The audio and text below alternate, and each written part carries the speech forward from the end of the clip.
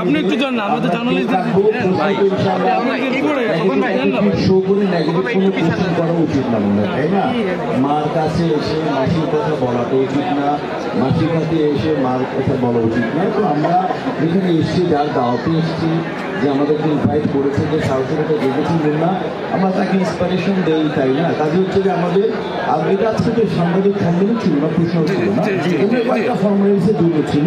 আমরা আশা করি B positive, আমরা পজিটিভ হই, আমরা কোনো কারোর সাথে তুলনা না করি। তাছাড়া তো নিয়ে যখন সেকেন্ড বলছি ওকে বা কাউকে আমরা এই ধরনের প্রশ্ন না করি।